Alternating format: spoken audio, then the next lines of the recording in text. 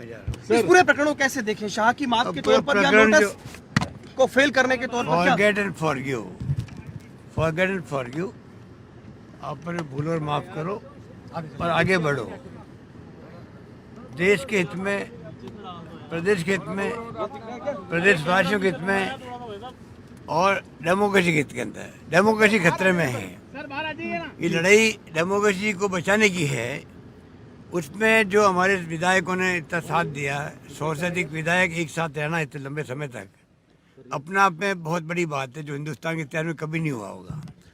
तो ये डेमोक्रेसी को बचाने की लड़ाई है, आगे भी जारी रहेगी हमारी लड़ाई। और बाकी जो एपिसोड हुआ है, एक प्रकार से भूल और माफ़ करो की स्थिति में रहें, सब मिलके चलें, क्योंकि प्रदेशवासियों ने विश्वास करके सरकार बनाई थी।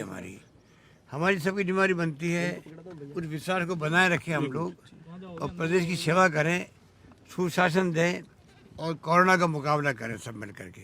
ये जीत जो है, ये जीत असली प्रदेशवासियों की जीत है।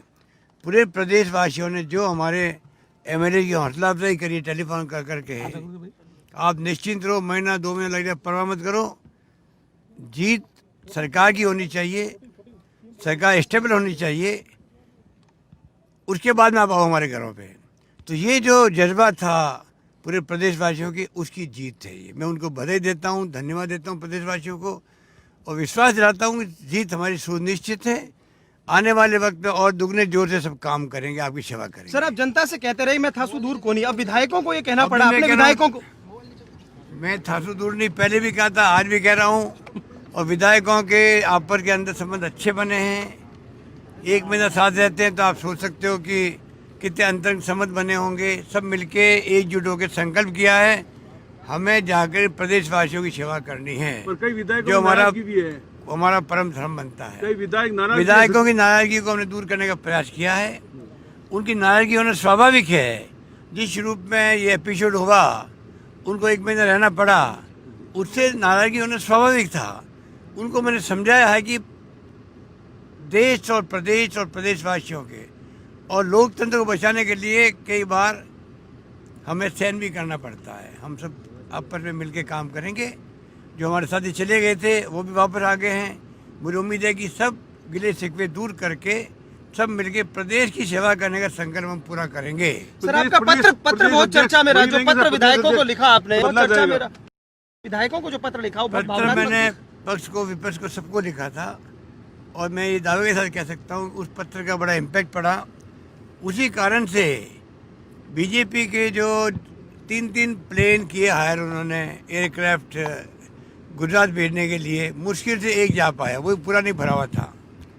और उनका कल से कैंप लगना था क्राउन प्लाजा होटल के अंदर। मीटिंग थी, वही रहना था, बाड़ेबंदी हो रही थी। जो कहते थे हमें बाड़ेबंदी क्यों कर रहे हो, ये क्या नौबत आ गई कि बाड़ेबंदी उनकी होने लग गई। उससे जो हालात बने हैं प्रदेश के सामने, पूरी तरह वो एक्सपोज हो गए। पूरा खेल उनका था, सरकार को टॉपल करने का षड्यंत्र था, जो उन्होंने कर्नाटक में भी, मध्य प्रदेश के अंदर भी जो कुछ भी किया दुनिया जानती है, और लोग पसंद भी नहीं करते हैं। वही षड्यंत्र राजस्थान का था, जो पूरी तरह ध्वस्त हो गया है। भाजपा जो आरोप लगा रही है, अशोक गहलोत इस पूरे प्रकरण पर एक लाइन में क्या कहना चाहेंगे? किसी की जीत, किसी की हार, या क्या? डेमोक्रेसी का हमारा जो हार जीत की बात नहीं होती है, उद्देश्य क्या है, सिद्धांत क्या है, नीतियाँ क्या है, कार्यक्रम क्या हम लोगों के, उस पर हम लोग सोचते हैं। और वो कांग्रेस के पक्ष में है। कांग्रेस का जो शानदार महात्मा गांधी के ज़माने का इतिहास है, पंडित नेहरू, सरदार पटेल, मौलाना अबुल कलाम आज़ाद, अंबेडकर साहब ने बनाया संविधान, 76 साल के बाद में हमारे यहाँ लोकतंत्र कायम रहा है।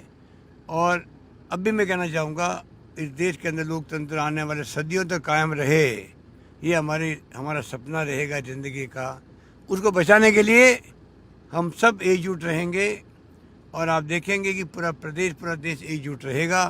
किसी कीमत पर जो मंसूबे हैं भारतीय जनता पार्टी के लोकतंत्र खत्म करने का, वो कभी पूरा नहीं होने देंगे। ये राहुल गांधी का भी सोच है, सोनिया गांधी का सोच है, हम सबका सोच है। उस पर उनके नेतृत्व में चलेंगे, और डेमोक्रेसी के बचाने के लिए कितने बड़ा संघर्ष करना पड़े, हम चूकेंगे नहीं।